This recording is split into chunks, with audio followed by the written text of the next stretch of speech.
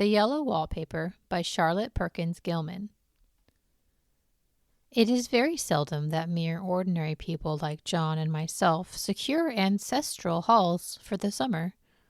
A colonial mansion, a hereditary estate, I would say a haunted house, and reach the height of romantic felicity, but that would be asking too much of fate.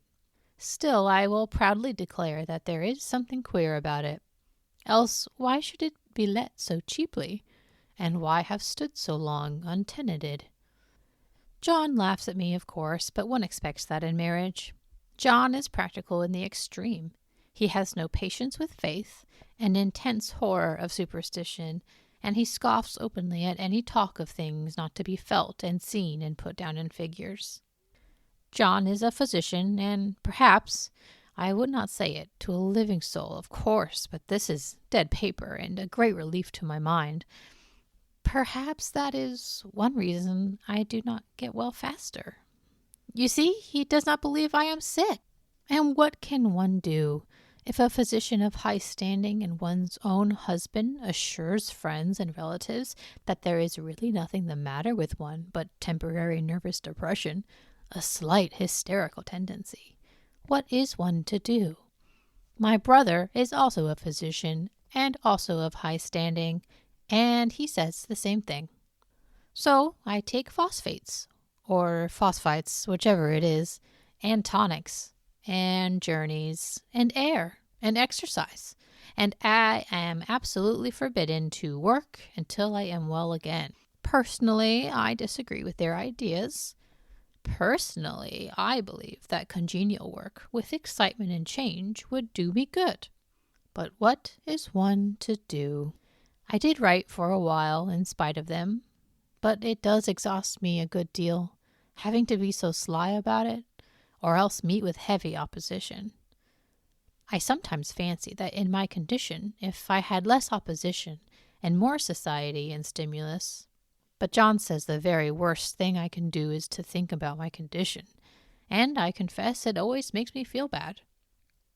So I will let it alone and talk about the house. The most beautiful place. It is quite alone, standing well back from the road, quite 3 miles from the village. It makes me think of English places that you read about, for there are hedges and walls and gates that lock, and lots of separate little houses for the gardeners and people.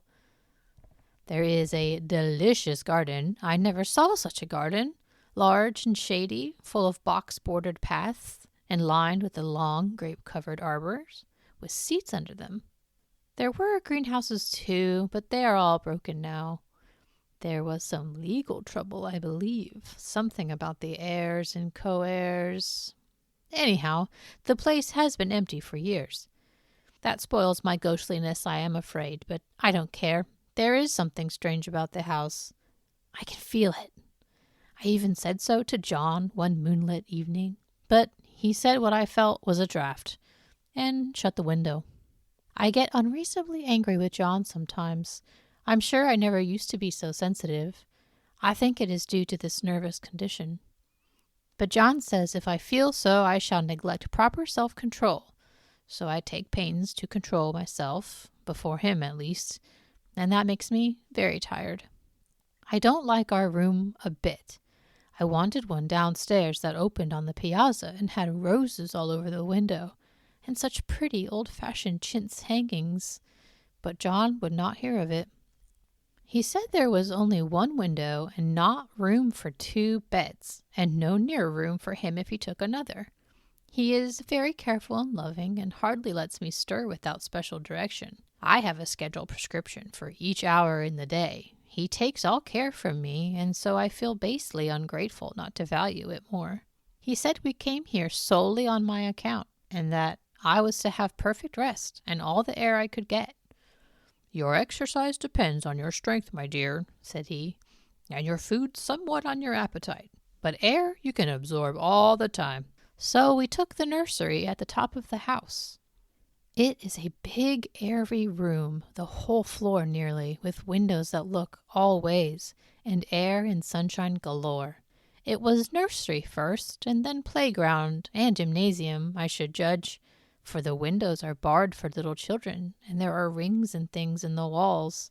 The paint and paper look as if a boys' school had used it. It is stripped off, the paper in great patches all around the head of my bed, about as far as I can reach, and in a great place on the other side of the room low down. I never saw a worse paper in my life. One of those sprawling flamboyant patterns committing every artistic sin. It is dull enough to confuse the eye in following, pronounced enough to constantly irritate and provoke study, and when you follow the lame, uncertain curves for a little distance, they suddenly commit suicide, plunge off at outrageous angles, destroy themselves in unheard of contradictions. The color is repellent, almost revolting. A smoldering, unclean yellow, strangely faded by the slow-turning sunlight. It is a dull yet lurid orange in some places, a sickly sulphur tint in others. No wonder the children hated it. I should hate it myself if I had to live in this room long. There comes John. I must put this away. He hates to have me write a word. We have been here 2 weeks, and I haven't felt like writing before, since that first day. I am sitting by the window now, up in this atrocious nursery, and there is nothing to hinder my writing as much as I please, save lack of strength. John is away all day, and even some nights when his cases are serious. I am glad my case is not serious, but these nervous troubles are dreadfully depressing. John does not know how much I really suffer. He knows there is no reason to suffer, and that satisfies him. Of course, it is only nervousness. It does weigh on me so not to do my duty in any way. I meant to be such a help to John, such a real rest and comfort, and here I am a comparative burden already. Nobody would believe what an effort it is to do what little I am able, to dress and entertain and order things. It is fortunate Mary is so good with the baby, such a dear baby. And yet I cannot be with him. It makes me so nervous. I suppose John never was nervous in his life. He laughs at me so about this wallpaper. At first he meant to repaper the room, but afterwards he said that I was letting it get the better of me, and that nothing was worse for a nervous patient than to give way to such fancies. He said that after the wallpaper was changed, it would be the heavy bedstead, and then the barred windows, and then that gate at the head of the stairs, and so on. You know this place is doing you good, he said. And really, dear, I don't care to renovate the house just for a 3 months rental. Then do let us go downstairs, I said. There are such pretty rooms there. Then he took me in his arms and called me a blessed little goose, and said he would go down cellar if I wished, and have it whitewashed into the bargain. But he is right enough about the beds and windows and things. It is as airy and comfortable a room as anyone need wish, and, of course, I would not be so silly as to make him uncomfortable just for a whim. I'm really getting quite fond of the big room, all but that horrid paper. Out of one window I can see the garden, those mysterious deep-shaded arbors, the riotous, old-fashioned flowers and bushes and gnarly trees. Out of another I get a lovely view of the bay, and a little private wharf belonging to the estate. There is a beautiful shaded lane that runs down there from the house. I always fancy I see people walking in these numerous paths and arbors, but John has cautioned me not to give way to fancy in the least. He says that with my imaginative power and habit of story-making, a nervous weakness like mine is sure to lead to all manner of excited fancies, and that I ought to use my will and good sense to check the tendency. So I try. I think sometimes that if I were only well enough to write a little, it would relieve the press of ideas and rest me. But I find I get pretty tired when I try. It is so discouraging not to have any advice and companionship about my work. When I get really well, John says we will ask Cousin Henry and Julia down for a long visit. But he says he would be as soon put fireworks in my pillowcase as to let me have those stimulating people about now. I wish I could get well faster. But I must not think about that. This paper looks to me as if it knew what a vicious influence it had. There is a recurrent spot where the pattern lolls like a broken neck, and 2 bulbous eyes stare at you upside down. I get positively angry with the impertinence of it and the everlastingness. Up and down and sideways they crawl, and those absurd, unblinking eyes are everywhere. There is one place where two breadths didn't match, and the eyes go all up and down the line, one a little higher than the other. I never saw so much expression in an inanimate thing before, and we all know how much expression they have. I used to lie awake as a child and get more entertainment and terror out of a blank wall and plain furniture than most children could find in a toy store. I remember what a kindly wink the knobs of our big old bureau used to have, and there was one chair that always seemed like a strong friend. I used to feel that if any of the things looked too fierce, I could always hop into that chair and be safe. The furniture in this room is no worse than inharmonious, however, for we had to bring it all from downstairs. I suppose when this was used as a playroom, they had to take the nursery things out, and no wonder. I never saw such ravages as the children have made here. The wallpaper, as I said before, is torn off in spots, and it sticketh closer than a brother. They must have had perseverance as well as hatred. Then the floor is scratched and gouged and splintered. The plaster itself is dug out here and there, and this great heavy bed, which is all we found in the room, looks as if it had been through the wars. But I don't mind it a bit. Only the paper. There comes John's sister, such a dear girl as she is, and so careful of me. I must not let her find me writing. She is a perfect and enthusiastic housekeeper, and hopes for no better profession. I verily believe she thinks it is the writing which made me sick. But I can write when she is out, and see her a long way off from these windows. There is one that commands the road, a lovely shaded winding road, and one that looks just off over the country. A lovely country, too, full of great elms and velvet meadows. This wallpaper has a kind of sub-pattern in a different shade, a particularly irritating one, for you can only see it in certain lights, and not clearly then, but in the places where it isn't faded, and where the sun is just so, I can see a strange, provoking, formless sort of figure that seems to sulk about behind that silly and conspicuous front design. Oh, there's Sister on the stairs. Well, the 4th of July is over. The people are gone, and I am tired out. John thought it might do me good to see a little company, so we just had Mother and Nellie and the children down for a week. Of course, I didn't do a thing. Jenny sees to everything now, but it tired me all the same. John says if I don't pick up faster, he shall send me to Weir Mitchell in the fall. But I don't want to go there at all. I had a friend who was in his hands once, and she says he is just like John and my brother, only more so. Besides, it is such an undertaking to go so far. I don't feel as if it was worthwhile to turn my hand over for anything, and I'm getting dreadfully fretful and querulous.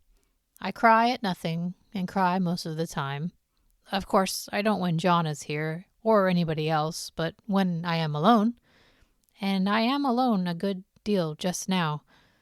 John is kept in town very often by serious cases, and Jenny is good and lets me alone when I want her to. So I walk a little in the garden or down that lovely lane, sit on the porch under the roses, and lie down up here a good deal. I'm getting really fond of the room in spite of the wallpaper. Perhaps because of the wallpaper. It dwells in my mind so. I lie here on this great immovable bed. It is nailed down, I believe, and follow that pattern about by the hour.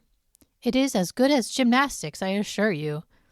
I start, we'll say, at the bottom, down in the corner over there where it has not been touched, and I determine for the 1000th time that I will follow that pointless pattern to some sort of conclusion. I know a little of the principle of design, and I know this thing was not arranged on any laws of radiation or alternation or repetition or symmetry or anything else that I ever heard of. It is repeated, of course, by the breadths, but not otherwise. Looked at in one way, each breadth stands alone, the bloated curves and flourishes, a kind of debased Romanesque, with delirium tremens, go waddling up and down in isolated columns of fatuity. But on the other hand, they connect diagonally, and the sprawling outlines run off in great slanting waves of optic horror, like a lot of wallowing seaweeds in full chase. The whole thing goes horizontally, too. At least it seems so, and I exhaust myself in trying to distinguish the order of its going in that direction. They have used it a horizontal breadth for a frieze, and that adds wonderfully to the confusion. There is one end of the room where it is almost intact, and there, where the cross-lights fade and the low sun shines directly upon it, I can almost fancy radiation after all. The interminable grotesques seem to form around a common center and rush off in headlong plunges of equal distraction. It makes me tired to follow it. I will take a nap, I guess. I don't know why I should write this. I don't want to. I don't feel able.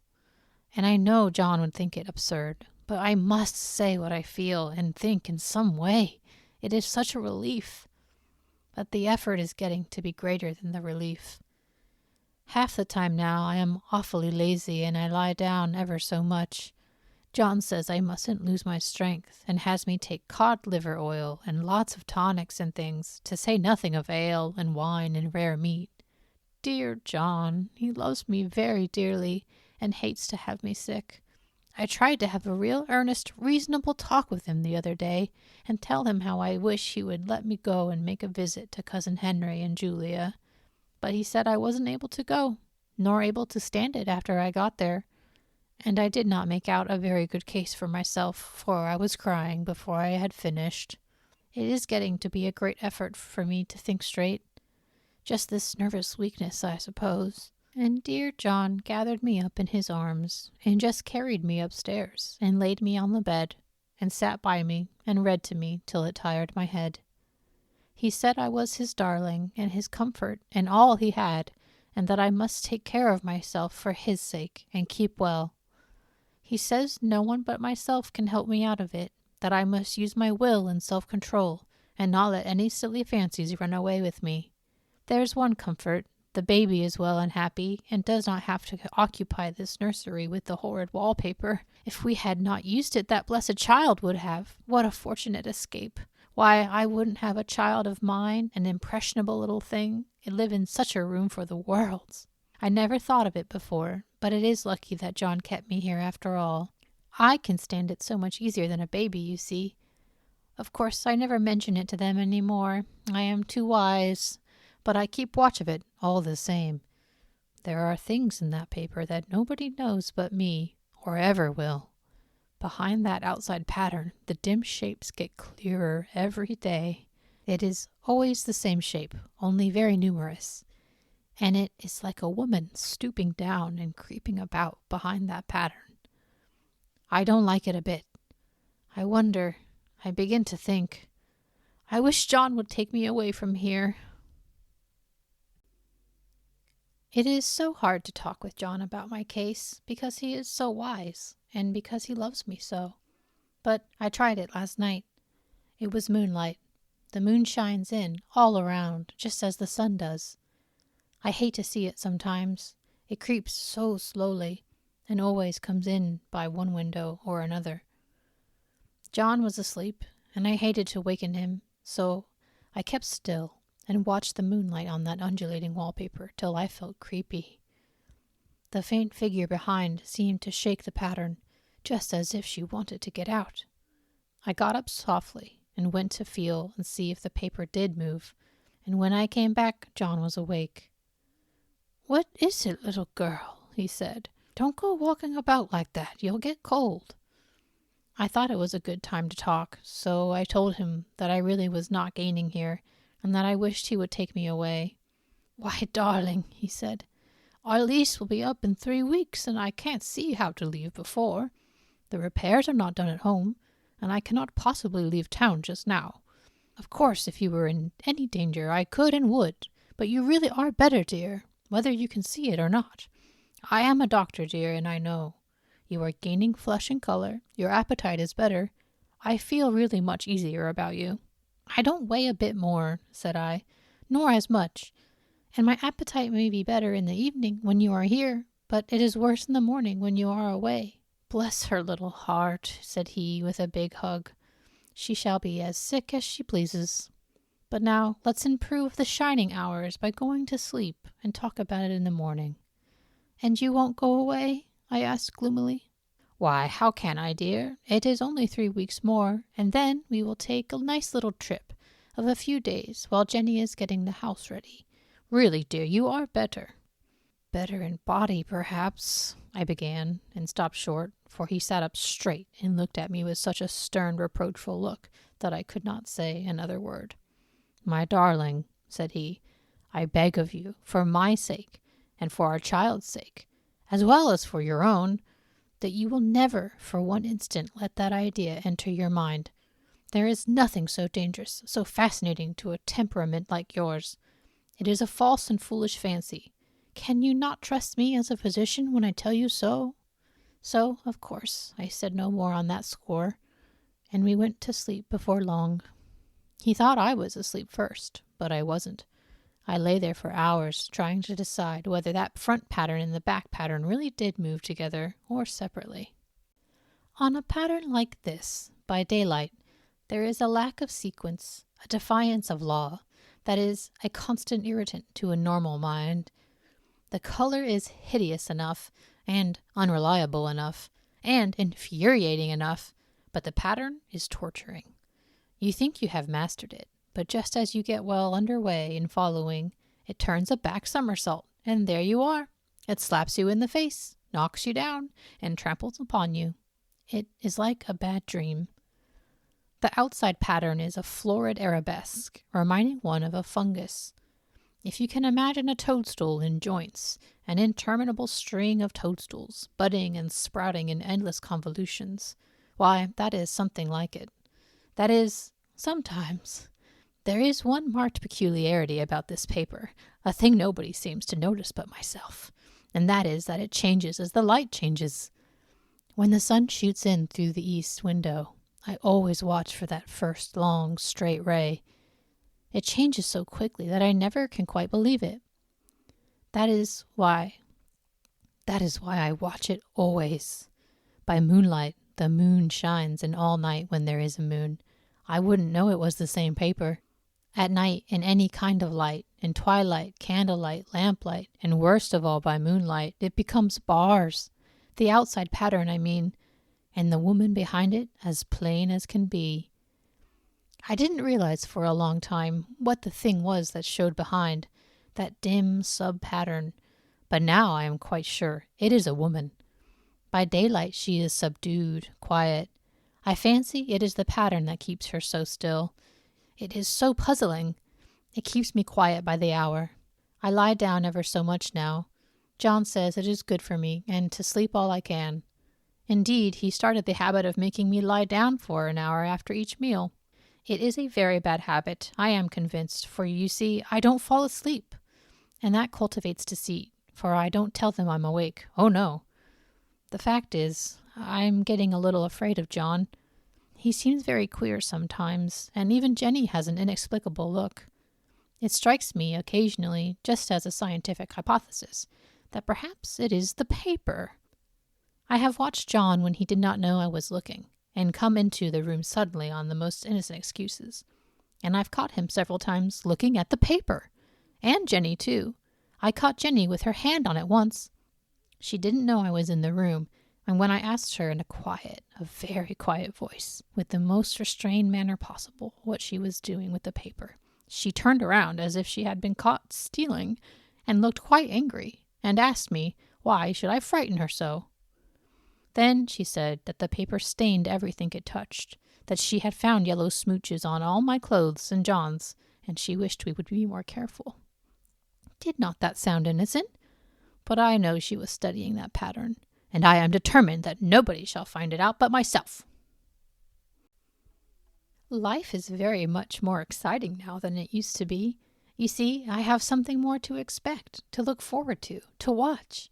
I really do eat better, and am more quiet than I was. John is so pleased to see me improve. He laughed a little the other day, and said I seemed to be flourishing in spite of my wallpaper. I turned it off with a laugh. I had no intention of telling him it was because of the wallpaper. He would make fun of me. He might even want to take me away. I don't want to leave now until I have found it out. There is a week more, and I think that will be enough. I'm feeling ever so much better. I don't sleep much at night, for it is so interesting to watch developments, but I sleep a good deal in the daytime. In the daytime, it is tiresome and perplexing. There are always new shoots on the fungus, and new shades of yellow all over it. I cannot keep count of them, though I have tried conscientiously. It is the strangest yellow, that wallpaper. It makes me think of all the yellow things I ever saw. Not beautiful ones like buttercups, but the old, foul, bad yellow things. But there is something else about the paper. The smell.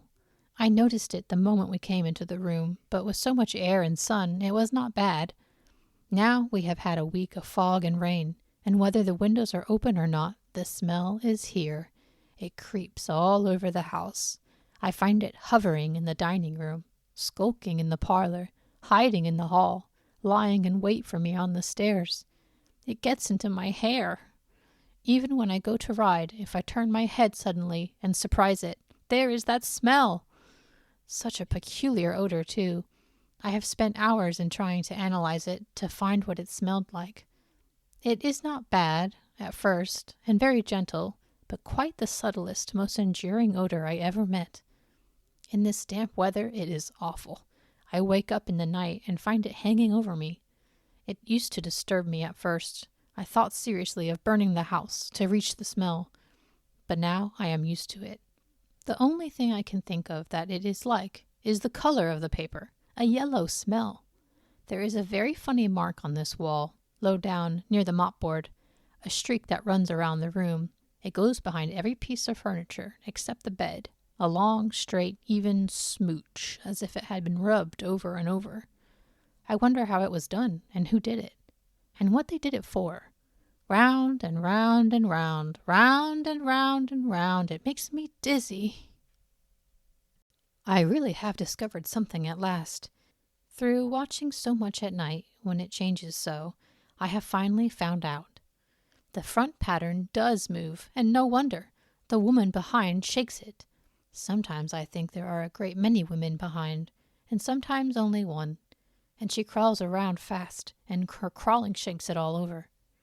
Then, in the very bright spots, she keeps still, and in the very shady spots, she just takes hold of the bars and shakes them hard. And she is all the time trying to climb through, but nobody could climb through that pattern. It strangles so. I think that is why it has so many heads.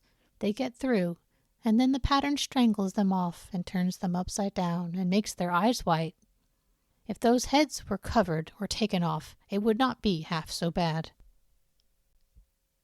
I think that woman gets out in the daytime, and I'll tell you why.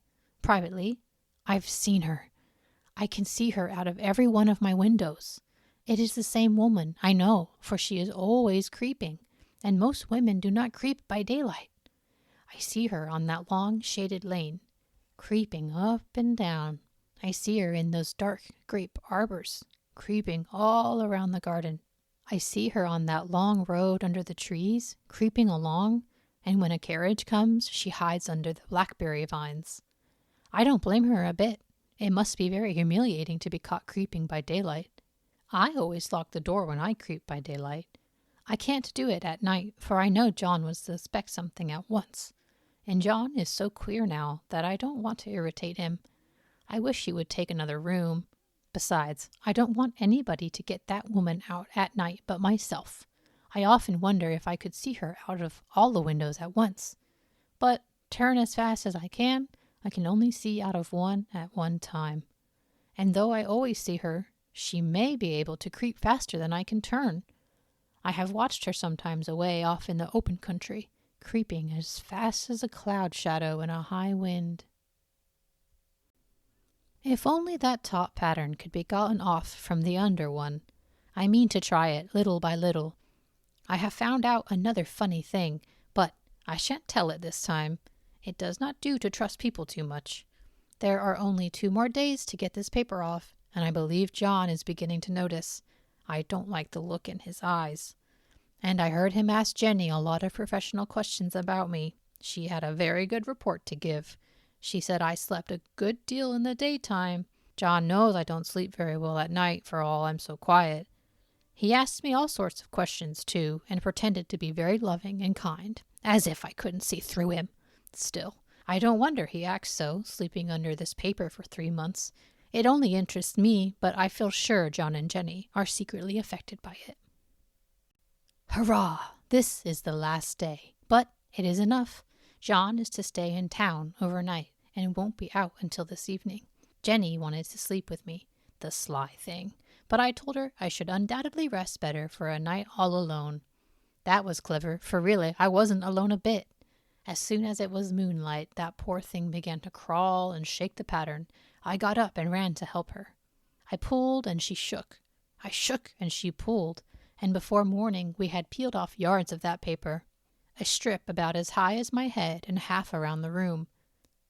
And then, when the sun came and that awful pattern began to laugh at me, I declared I would finish it today. We go away tomorrow, and they are moving all my furniture down again to leave things as they were before. Jenny looked at the wall in amazement, but I told her merrily that I did it out of pure spite at that vicious thing. She laughed and said she wouldn't mind doing it herself, but I must not get tired. How she portrayed herself that time! But I am here, and no person touches this paper but me, not alive. She tried to get me out of the room. It was too patent, but I said it was so quiet and empty and clean now that I believed I would lie down again and sleep all I could, and not to wake me even for dinner. I would call when I woke. So now she is gone, and the servants are gone, and the things are gone, and there is nothing left but that great bedstead nailed down with the canvas mattress we found on it. We shall sleep downstairs tonight and take the boat home tomorrow. I quite enjoy the room, now it is bare again. How those children did tear about here. This bedstead is fairly gnawed. But I must get to work. I have locked the door and thrown the key down into the front path. I don't want to go out, and I don't want to have anybody come in till John comes. I want to astonish him. I've got a rope up here that even Jenny did not find. If that woman does get out and tries to get away, I can tie her.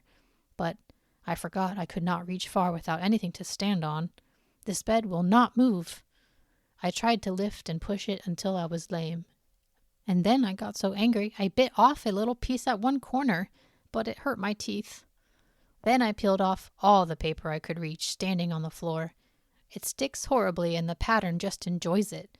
All those strangled heads and bulbous eyes and waddling fungus growths just shriek with derision.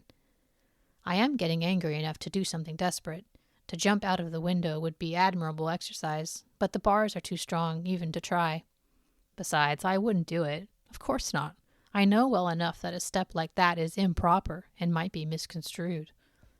I don't like to look out of the windows even. There are so many of those creeping women, and they creep so fast.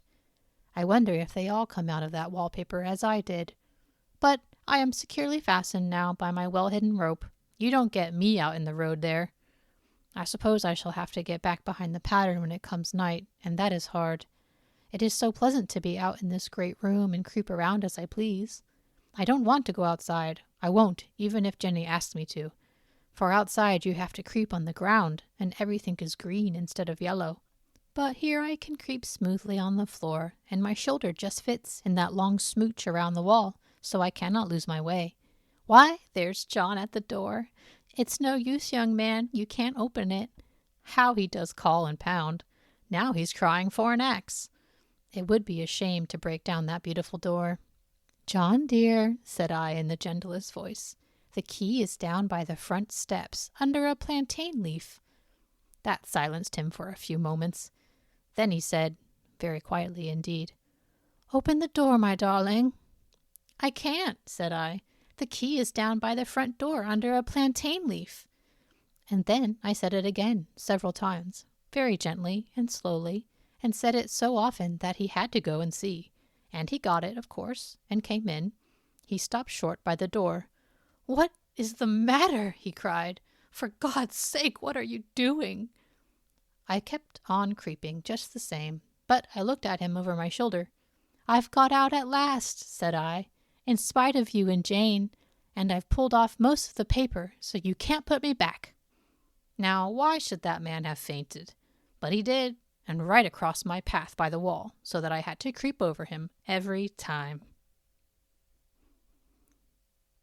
End of the yellow wallpaper.